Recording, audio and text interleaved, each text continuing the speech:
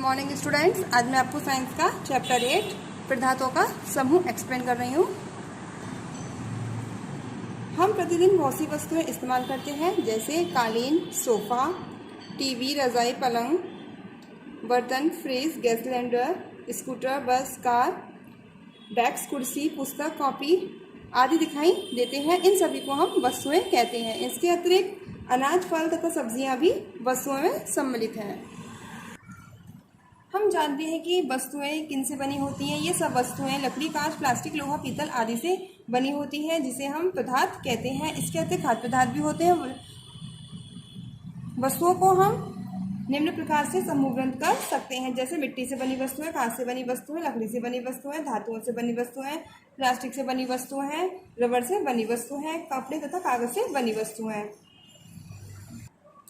ये सभी वस्तु एक या अधिक पदार्थों से बनी हो सकती है। इनमें से कुछ प्रकृति से प्राप्त होती है, जैसे लकड़ी, कोयला, मिट्टी, तेल, लोहा, मिट्टी, पानी तथा पेट्रोलियम आदि प्रकृति प्रदत्त वस्तुएं। इसके अतिरिक्त प्लास्टिक, सीमेंट, कागज, कांच तथा शीशा मनुष्य द्वारा बनाए हुए हैं। प्रकृति प्रदत्त पदार्थ, जो वस्तुएं पृथ्वी के अंदर से प्राप्त होती है वे वस्तु प्रकृति प्रदत्त पदार्थ कहलाती हैं, जैसे पानी, कोयला, पहाड़, लकड़ी, सोना, ग्रेफाइट, पेट्रोलियम आदि। नंबर 2, मानव निर्मित पदार्थ। मानव द्वारा बनाई गई वस्तु को मानव निर्मित पदार्थ कहते हैं, जैसे कागज, प्लास्टिक, कांच, कृत्रिम धागे, पेंट। पदार्थों के गुण। विभिन्न प्रकार के पदार्थों के गुण अलग अलग होते हैं, जैसे कुछ पदार्थ पहनने के लिए उपयोग में लाए जाते हैं, कुछ पदार्थों को मकान बनाने में, कुछ पदार्थों को खाना बनाने के काम में लिया जाता है। जैसे हमारे पास कपड़ा है तो हम उसे सिलवा कर पहन सकते हैं, लेकिन क्या हम उसे तवा बनाकर गैस पर रख सकते हैं? नहीं, क्योंकि कपड़ा ज्वलनशील है, वह आग पर जल जाएगा। इसलिए हमें विभिन्न पदार्थों को उनकी बनावट के अनुसार उन्हें किस उपयोग में लाना चाहिए, यह सब जानना जरूरी होता है। तो पदार्थों को निम्नलिखित गुणों के आधार पर प्रयोग में लाना चाहिए। नंबर 1, चमक। पदार्थों को हम दो रूपों में ले सकते हैं। एक तो वे पदार्थ जो चमकते रहते हैं, और दूसरे वे पदार्थ जो प्रयोग में नहीं आते हैं और ऐसे ही रखे रहते हैं। जैसे पीतल तथा तांबे पर धूल मिट्टी के कारण इनकी चमक कम हो जाती है। लोहे पर भी जंग लगने के कारण उसकी चमक नष्ट हो जाती है। यदि इनके पृष्ठों को काटा जाए तो उनकी चमक फिर से स्पष्ट दिखाई देने लगती है। कुछ पदार्थ ऐसे होते हैं जिनकी चमक बराबर बनी रहती है, जैसे हीरा तथा कुछ रत्न, मोती आदि पदार्थों में चमक बनी रहती है। पारा एक ऐसा पदार्थ है जिसकी चमक कभी नष्ट नहीं होती है, इसलिए इसका प्रयोग थर्मामीटर तथा बैरोमीटर आदि बनाने में किया जाता है। नंबर 2, कठोरता। पदार्थों का दूसरा विशेष गुण उनकी कठोरता है। अधिकांश पदार्थ जैसे लोहा, तांबा तथा चांदी कठोर पदार्थों के अंतर्गत आते हैं। इसके विपरीत रबर, मोम तथा खड़िया कोमल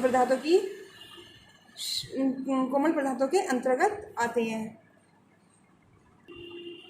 जैसे हम एक लोहे की छड़ लेते हैं तो क्या हम उसको आसानी से तोड़ पाते हैं? नहीं, क्योंकि वह कठोर है।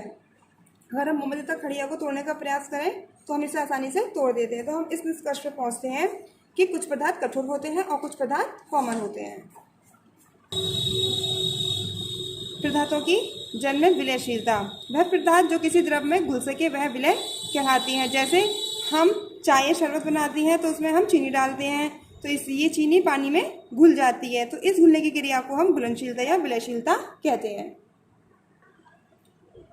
ठोस पदार्थों की भांति कुछ तरल पदार्थ भी जल में विलय हो जाते हैं, जैसे सिरका, नींबू का रस, अल्कोहल आदि जल में विलय है, ये जल में घुल जाते हैं। लेकिन केरोसिन, सरसों का तेल ये जल में विलय नहीं है, ये जल में डालने पर ये तैरते रहते हैं। इसलिए हम कह सकते हैं कि तैलीय पदार्थ जल में अविलय है। पारदर्शिता। जब आप किसी पदार्थ की एक ओर खड़े होकर दूसरी ओर देखने का प्रयास करते हैं और दूसरी ओर वो वस्तु हमें स्पष्ट रूप से दिखाई दे जाती है तो वह पारदर्शिता कहते हैं। जैसे शीशे के आर पार हम देख सकते हैं। ठीक है, तो इससे ज्ञात होता है कि जिस वस्तु को हम आर पार देख सकते हैं वह पारदर्शी कहलाती है, और जिस वस्तु को हम आर पार नहीं देख सकते वो अपारदर्शी कहलाती है। वस्तुओं को जल में तैरना या डूबना। घुलनशील ठोस वस्तुएं जल की सतह पर तैरती रहती है या फिर जल में डूब जाती हैं। सूखी हुई पत्तियां जल की सतह पर तैरती रहती हैं, क्योंकि जल से हल्की वस्तुएं इस पर तैरती हैं और भारी वस्तुएं जल में डूब जाती हैं। विसरण प्रसार। फैन नाम। द्रवों के अणु गैसों की अपेक्षा अधिक घनिष्ठ होते हैं। द्रव के जो अणु होते हैं वो गैसों की अपेक्षा अधिक घनिष्ठ मतलब पास पास होते हैं। इस कारण द्रवों में विसरण की प्रक्रिया इतनी तीव्र नहीं होती है। जैसे हम स्याही की एक बूंद को जल से भरे गिलास में डालने पर स्याही की बूंदों को जल में घुलने में समय लगता है तथा गैस में फैलने तथा अथवा मिश्रण की प्राकृतिक प्रवृत्ति पाई जाती है। इसी गुण को हम विसरण कहते हैं। जैसे गैस की विसरण अति तीव्रता से होता है, इसलिए अगरबत्ती की सुगंध बहुत ही जल्दी कमरे में फैल जाती है। पारभासी वस्तुएं। पारभासी वस्तुएं वे होती हैं जैसे जो हमें थोड़ी धुंधली दिखाई देती हैं। जैसे हमने एक कागज़ लिया, कागज़ पर हमने चिकना जैसा ऑयल डाल दिया, ठीक है, फिर हम तो वो हमारा थोड़ा चिकना हो जाता है। फिर हम उसको मोमबत्ती के आगे ले जाकर देखते हैं तो हमें वो स्पष्ट दिखाई नहीं देता है, थोड़ा हमें धुंधला दिखाई देता है। तो इस धुंधलेपन को ही हम पारभासी कहते हैं।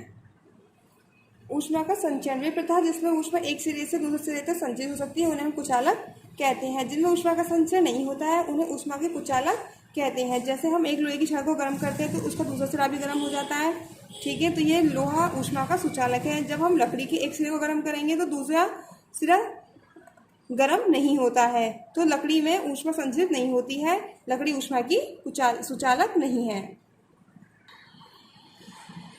वस्तुओं का समूह। वस्तुओं को उनके गुणों तथा आकार के आधार पर रखने में एक प्रकार की वस्तु को आसानी से उठाकर उपयोग में लाया जा सकता है जो सभी के लिए सरल एवं लाभकारी होता है।